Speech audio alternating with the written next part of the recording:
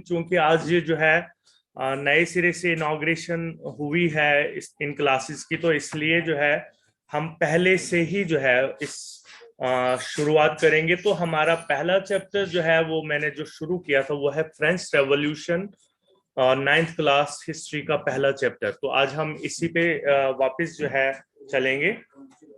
देखिए बच्चों, जैसा कि आप पिक्चर्स में देख रहे होंगे, एक तरफ से है फ्रांस का मैप और दूसरी तरफ से एफिल टावर। तो ये दो चीजें जो हैं फ्रांस में जो है, एक तो फ्रेंच रेवोल्यूशन, फ्रांस का रेवोल्यूशन, और ये दो एफिल टावर, ये दो चीजें बहुत फेमस हैं।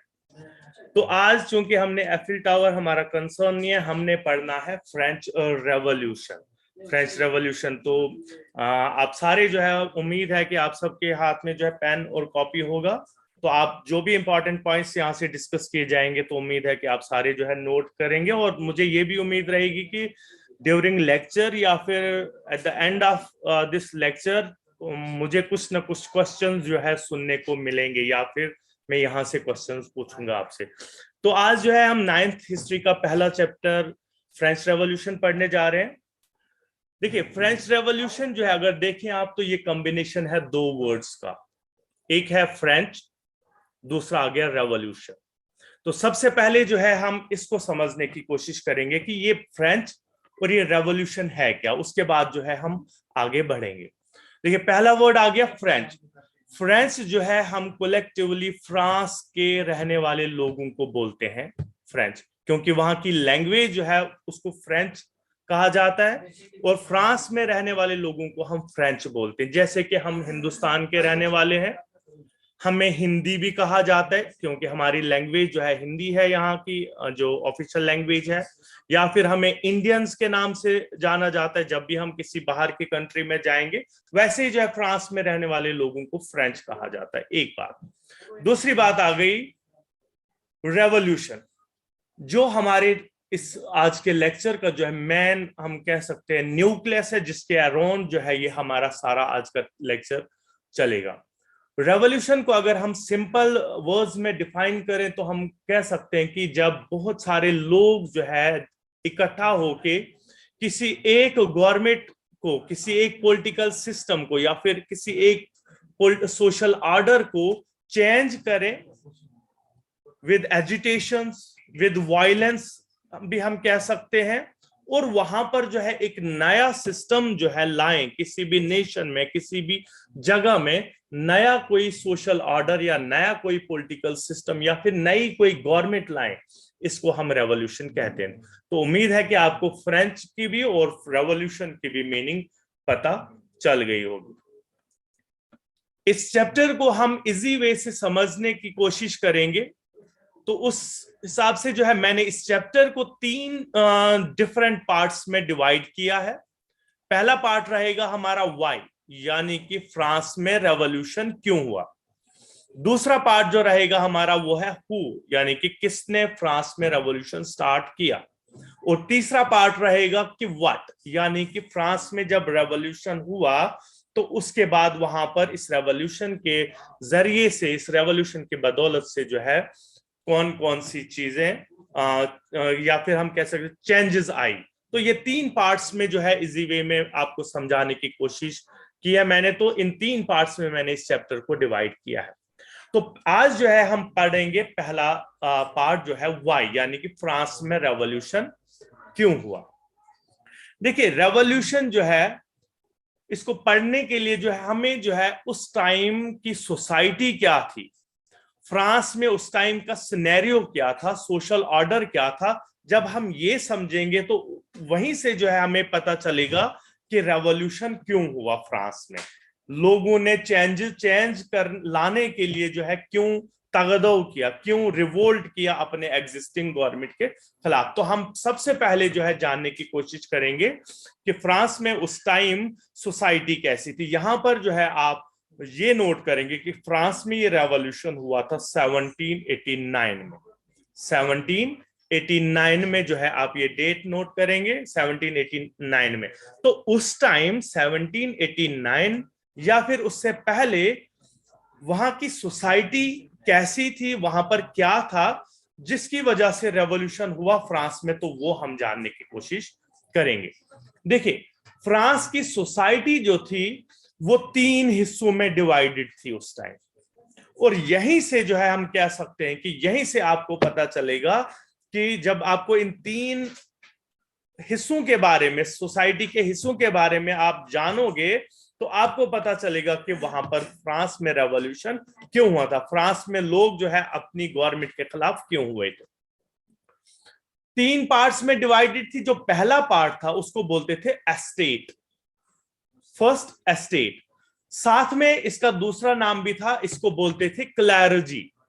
आप स्क्रीन पे देख रहे होंगे, फर्स्ट एस्टेट जो पहला हिस्सा था, जो टॉप मोस्ट हिस्सा था, जिसको हम क्लैरजी भी बोलते हैं। अब इस क्लैरजी क्लास में फ्रांस में कौन था?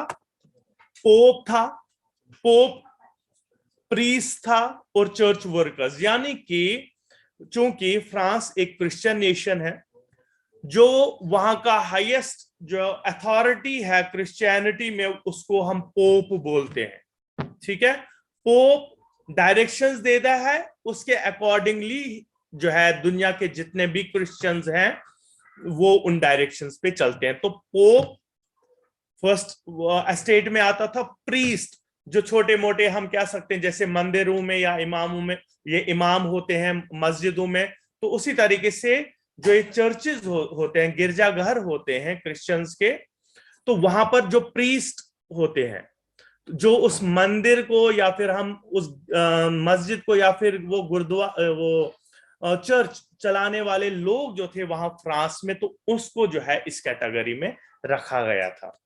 अब दूसरा पार्ट जो है वो है सेकंड एस्टेट, हम इसको बोलते हैं। साथ में हम इसको नोबिलिटी भी बोलते हैं। नोबिलिटी आप स्क्रीन पे देख पा रहे होंगे। इसमें कौन होता था? इसमें होता था किंग और उसकी एडमिनिस्ट्रेशन, बादशाह और उसके वजीर जो मुल्क को चलाते थे, जो हम कह सकते हैं कि बादशाह के, किंग के सलाहकार, एडवाइजर। तो ये सेकंड एस्टेट आ गया। फिर आ गया थर्ड एस्टेट। थर्ड एस्टेट जो है वो बिलोंग करता था कॉमन पीपल को। कॉमन पीपल में भी अगर हम देखें तो 2 तरह के लोग थे। एक एजुकेटेड पीपल्स, यानी कि डॉक्टर्स, इंजीनियर, लॉयर्स, ये सारे जो है थर्ड एस्टेट में आते थे, लेकिन थर्ड एस्टेट की जो टॉप क्लास थी। दूसरा आ गया पीजेंट्स एंड फार्मर्स। तो ये जो है, ये 3 हिस्सों में जो है फ्रांस की सोसाइटी डिवाइडेड थी। तो ऐसा जो है, हम क्या था, ये डिविजन्स क्यों थी, हम वो जानने की कोशिश करेंगे, जहां से हमको ये पता चलेगा कि फ्रांस में क्यों रेवोल्यूशन हुआ। देखिए, ये जो फर्स्ट और सेकंड एस्टेट के लोग थे, यानी कि जो चर्च अथॉरिटी, चर्च एडमिनिस्ट्रेशन, और ये किंग और उसकी एडमिनिस्ट्रेशन, जिसको हम फर्स्ट और सेकंड एस्टेट कहते हैं, उसको प्रिविलेज्ड क्लास माना जाता था फ्रांस की। यानी कि प्रिविलेज्ड क्लास वो क्लास जिसके पास सारे राइट्स होते थे, जिसके पास सारी अथॉरिटी होती थी। तो इनको जो है वहां पर टॉप अथॉरिटी दी गई थी, या फिर हम कह सकते हैं कि इनके पास बहुत सारी प्रिविलेजेस थी, बहुत सारे ऐसे राइट्स थे जो थर्ड एस्टेट वालों को नहीं दिए गए थे। और दूसरी बात, यहां पर जो इस थर्ड एस्टेट के लोग थे, उनको जो है, उन पर हम कह सकते हैं कि एक फर्ज सा था कि उन्होंने फर्स्ट और सेकंड एस्टेट के लोगों को सर्विसेज प्रोवाइड करनी थी। यानी कि उनके घरों में कोई काम होता, उनके खेतों में कोई काम होता, वो सारा जो है करना पड़ता था किसको? थर्ड एस्टेट के लोगों को, जिसमें थर्ड एस्टेट की सेकंड कैटेगरी आ गई, यानी कि फार्मर्स एंड पीजेंट्स। तो ये लोगों से जो है, इन लोगों को न कोई किस्म का राइट दिया गया था, ना इनको किसी भी किस्म का जस्टिस मिलता था, ना इनको जो है डे बाय डे सुप्रेस किया जाता था। और किनके द्वारा? First and second estate. That is why first और सेकंड एस्टेट को वहां पर प्रिविलेज क्लास कहा जाता था। यानी कि सोसाइटी में एक इनजस्टिस फैला हुआ था। जो बादशाह और उसके वजीर थे, जो चर्च और उसके एसोसिएट थे, पोप और उसके एसोसिएट, वो हर तरह की सहूलियत जो है उनको मिलती थी। लेकिन दूसरी तरफ से जो है, अगर हम देखें, जो थर्ड एस्टेट के लोग थे, उनको डे बाय डे सुप्रेस किया जाता था। That is why third estate को हम बोलते हैं सुप्रेस्ड क्लास, यानी कि इनको डिफरेंट वेज से जो है सुप्रेस किया जा रहा था। इनको जो है ये अगर पुअर थे तो उनको पुअरर बनाया जा रहा था, और वो अगर रिच थे फर्स्ट और सेकंड एस्टेट को उनको रिचर बनाया जाता था। ये जो है गैप जो है फ्रांस में वो बढ़ता जा रहा था between third estate and the people of first and second estate. और भी बहुत तरह की जो है ज्यादतियां होती थी किन पे, ये जो थर्ड एस्टेट के लोगों को, जिनको हम सुप्रेस्ड क्लास भी बोलते हैं। जो 60% ऑफ उनकी लैंड थी, उन पर कब्जा जो था किसका, वो फर्स्ट और सेकंड एस्टेट के लोगों ने किया था। और जो अब 40% जमीन उन फार्मर्स के पास बची हुई थी, उस पर भी जो है उनको दो तरह के टैक्सेस देने पड़ते थे। अब वो टैक्सेस कौन कौन से थे? एक था थाइस और दूसरा था टाइल। ये दो तरह के टैक्सेस जो है उनको देने पड़ते थे। किस जमीन पर, किस कास्ट पर? जो 40% की कास्ट उनके पास बची हुई थी। यानी कि अगर किसी एक फार्मर के पास जो है 10 कनाल की जमीन है, 10 कनाल में से जो है 6 कनाल की जमीन ऑलरेडी हड़प ली है किसने? फर्स्ट और सेकंड एस्टेट वालों ने, चर्च, पोप ने और किंग ने। अब जो 4 कनाल जमीन उनके पास बची है, उसमें भी जो है उनको टैक्स देना पड़ता था। एक था थाइस, जो चर्च जो है उनसे एक्सट्रैक्ट करते थे। यानी कि चर्च वाले जो है, पोप या प्रीस्ट वगैरह, वो क्या बोलते हैं उनको कि हमने जो है अपनी क्रिश्चियनिटी को प्रोपोगेट करना है, डेवलप करना है, बढ़ाना है, फैलाना है, तो इसके लिए जो है हमें खर्चा लगता है, तो आप जो है हमें ये टैक्स दे दीजिए। तो ये बहाने करके जो है उनसे एक किस्म का टैक्स लिया जाता था, जिसका बोलते थे थाइस। और दूसरा था टाइल। अब ये टाइल्स कौन लेता था उनसे? वो लेता था वहां का किंग लेता था। वो बोलता था मैंने जी अपने फ्रांस को चलाना है, मैंने यहाँ की जनता के खर्चे पूरे करने, मैंने पुलिस का खर्चा पूरा करना है, मैंने फ्रांस की आर्मी का खर्चा पूरा करना है। तो ये कह के जो है उनसे जो है वो 4 कनाल जमीन में से भी जो है उनसे टैक्सेस लिया जाता था। तो एक किस्म से हम कह सकते हैं कि एक इनजस्टिस सा फैला हुआ था फ्रांस में, जहां पर दो तरह के लोग जो थे वो तो हर किसी चीज का जो है एंजॉय कर रहे थे, लेकिन दूसरी तरफ से एक सेक्शन सोसाइटी का ऐसा था जिनको डे बाय डे सप्रेस किया जाता था। अब देखिए जनरली क्या होता है, आप जरा यहां स्क्रीन पे देखिए, यहां पर आपको पता चलेगा कि वहां की पॉपुलेशन स्ट्रक्चर क्या था। जो ये फर्स्ट और सेकंड एस्टेट के लोग थे, जो आप स्क्रीन के लेफ्ट साइड में देखते हैं वो है पोप का फोटो, सेंटर में जो देख रहे हैं यह है किंग का फोटो। ये दो मिलाकर जो वहां पर हेड बने बैठे थे, जो वहां के मोनार्क बने बैठे थे, जो वहां की जो है एडमिनिस्ट्रेशन चला रहे थे, जो वहां की टोटल पॉपुलेशन का सिर्फ 10वां हिस्सा जो था, ये दो एस्टेट मिलाकर थी। यानी कि 10% पॉपुलेशन जो थी उस टाइम, जो जितनी भी पॉपुलेशन थी, 23 मिलियन पॉपुलेशन थी उस टाइम फ्रांस की, उसका 10% हिस्सा जो था वो था पोप और ये किंग। और जो 90% पॉपुलेशन थी वो किन की थी? पीजेंट्स और फार्मर्स, यानी कि जो थर्ड एस्टेट से बिलोंग करते थे। जनरली अगर देखा जाए एक अच्छा नेशन वो होता है, वो माना जाता है आज की डेट में जो जो जहां पर मेजॉरिटी रूल होता है, यानी कि जिसके साथ ज्यादा लोग होंगे। लेकिन यहां पर उल्टा था, यहां पर 10% लोग जो थे वो 90% लोगों पर जो है हम कह सकते हैं कि कब्जा जमाए बैठे थे। 10% लोग जो थे वो गुंडागर्दी कर रहे थे 90% लोगों पर। तो हम कह सकते हैं कि ये जो है एक किस्म का इनजस्टिस फैला हुआ था। और मैंने पहले भी आपको एग्जांपल दी थी कि इंसान बर्दाश्त तब तक ही करता है जब तक उसमें वो स्टेमिना है। जो ही बर्दाश्त का वो स्टेमिना खत्म होता है तो उसके बाद कुछ भी पॉसिबल है। तो ये जो सुप्रेस किया जा रहा था थर्ड एस्टेट के लोगों को, जहां तक वो बर्दाश्त कर पाते थे उन्होंने किया।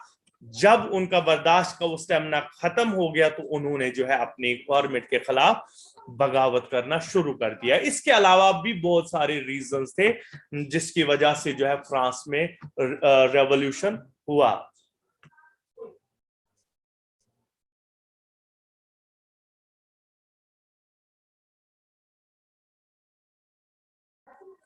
तो और भी बहुत सारे रीजंस हैं जिसमें मैं टाइम चूंकि कम है तो हम थोड़ा जल्दी में कर लेंगे, ये बाद में फिर कल भी हम इसको रिकैप्चुलेट कर सकते हैं। एक तो सोसाइटी में जो ये इनजस्टिस फैला हुआ था, ये बहुत बड़ा रीजन बना वहां पे फ्रांस में रिवोल्ट का। दूसरा जो है क्या होता है कि 1774 में जो है लुइस 16 जो है अपने दादा से क्रोन लेता है और वहां का बादशाह बनता है। लुइस 15 जो था वो लुइस 16 का दादा था, वहां से जो है इसने वहां का किंग बना। उसकी शादी होती है ऑस्ट्रिया, दूसरी एक कंट्री है, वहां की प्रिंसेस के साथ, वहां की शहजादी के साथ। अब जो है चूंकि नई नई शादी थी, वहां पर जो है फ्रांस में एक ट्रेडिशन है कि जब जब किंग की शादी होती है तो वो वहां का एक पैलेस है, पैलेस ऑफ वर्साइल्स उसको बोलते हैं, वहां पर जो है वो स्टे करता है, पैलेस ऑफ वर्साइल्स में। लेकिन उसकी हालत जो थी वो थोड़ा सा खराब थी, यानी कि उसकी हालत थी, कंडीशन में नहीं थी जहां पर वो अपनी प्रिंसेस को बिठा था। अब उसको उसने रिनोवेट करना था। तो रिनोवेट करने के लिए जब वो उसने सोचा तो वो क्या देखता है कि वो देखता है कि वहां का जो जो उसमें पैसा लगता है, तो उसके पास उसके जो नेशनल ट्रेजरी है उसमें पैसा है ही नहीं, यानी कि वहां का जो नेशनल बैंक है वो बिल्कुल खाली पड़ा हुआ है। तो वो अब उसको रिनोवेट कैसे करे, तो जिसके लिए जो है उसने क्या किया कि उसने बाहर के नेशन से जो है कर्जा लेकर उस पैलेस को जो है पैलेस ऑफ वर्साइल्स को रिनोवेट किया। अब जो है हम यहां पर पहले ये पढ़ेंगे कि ये ट्रेजरी उनका बैंक उनका खाली कैसे हुआ था। खाली होने के दो मेन रीजन थे। वो ये कि फ्रांस जो है वो एक लड़ाकू देश माना जाता था उस टाइम के दौर में, यानी कि उसको वार करना जो है हर वक्त वो किसी ना किसी नेशन के साथ वार में लगा हुआ था। तो ये जो है ये वार जो है ये इकोनॉमी को काफी बैकफुट पे ले आता है। तो जो एक रीजन बना वहां की कंट्री का जो है बैंक खाली पड़ा हुआ था। दूसरा फिर रिसेंटली जो है 1774 के आसपास ही जो है फ्रांस ने एक बहुत बड़ी जंग लड़ी। जंग किसके साथ लड़ी? उसने लड़ी ब्रिटेन के साथ। ब्रिटेन और फ्रांस की बिल्कुल भी आपस में नहीं बनती है। ब्रिटेन के साथ उसने क्यों लड़ा? क्योंकि अमेरिका की 13 कॉलोनीज जो थी वो ब्रिटेन के कब्जे में थी, और वो जो 13 कॉलोनीज कैरेबियन की कॉलोनीज जो थी वो काफी फायदेमंद साबित हो रही थी यूरोप के लिए, क्योंकि वहां से टोबैको आ रहा था और भी बहुत सारे कुछ नेचुरल रिसोर्सेज वो ड्रेन करके यूरोप में लाते, जिसकी वजह से यहाँ की इकोनॉमी काफी ग्रो कर रही थी। तो फ्रांस को जो है ब्रिटेन का कब्जा उन 13 कॉलोनीज पर पसंद नहीं आया, तो इसने जो है ब्रिटेन के खिलाफ लड़ाई लड़ी, जिसमें फ्रांस भले ही जीता लेकिन उसका बहुत ज्यादा नुकसान हुआ। तो ये रीजन हुआ जिसकी वजह से जो है वहां की ट्रेजरी खाली पड़ी हुई थी। ये मैं आपको कुछ पिक्चर्स दिखा रहा हूं जो है पैलेस ऑफ वर्साइल्स, जहां पर वहां का किंग और उसकी प्रिंसेस बैठती है, और जिसके रिनोवेशन में जो है वहां का करोड़ों रुपया जो है उस टाइम फ्रांस ने लगाया, जो वो सारा का सारा उसने कर्जा लिया था बाहर के कंट्रीज से, ताकि उसने अपने प्रिंसेस को वहां पर बिठाना था। और आप देख सकते हैं कि कितना जो है इसमें खर्चा आया होगा, कितना बड़ा पैलेस है ये जो है। ये आप इस पिक्चर में इसका आउटर लुक देख सकते हैं। ये जो है ये गेट, ये सारे का सारा जो है गोल्डन पेंटेड है और थोड़ा सा इसमें गोल्ड भी है, तो इससे आप अंदाजा लगा सकते हैं कि उसको कितना खर्चा आया होगा। तो ये सारी चीजें मिलाकर जो है उसने क्या सोचा कि अब ये खर्चा वसूल करना था। उसने जो है क्योंकि जो जिन जिन कंट्रीज ने जो है उसको लोन दिया था वो अब इसको वापस मांग रहे थे, और विद 10% ऑफ इंटरेस्ट इसको वापस मांग रहे थे, जो देने की कंडीशन में वहां का किंग जो था उस टाइम नहीं था। और उसने क्या सोचा कि उसने कहा कि हम जो है फ्रांस में टैक्स इंक्रीज करेंगे। तो जिसने जो है वहां के लोगों को जो है एक बार फिर से परेशान किया, और उन्होंने जो है एकदम से वहां पर रिवोल्ट शुरू किया, किसके खिलाफ? वहां के किंग के खिलाफ। एक और रीजन हुआ वहां पर पॉपुलेशन एक्सप्लोजन, क्योंकि 23 मिलियन से 28 मिलियन जो है विद इन फ्यू इयर्स वहां की पॉपुलेशन ग्रो कर गई, because of migration from outskirts या फिर अदर कंट्रीज वहां पर, क्योंकि एक हब सा बना था फ्रांस उस टाइम यूरोप का, जिसकी वजह से वहां पर माइग्रेशन भी बहुत ज्यादा हो रही थी। और माइग्रेशन जब हुई तो डिमांड्स वहां पर बहुत ज्यादा हुई, जो फ्रांस की गवर्नमेंट जो है वहां पर पूरा नहीं कर पा रही थी, कि वो पीपल्स की डिमांड को नहीं कर पा रही थी, जिसकी वजह से लोग जो है परेशान हो गए और उन्होंने जो है रिवोल्ट शुरू किया अपने फ्रांस के खिलाफ।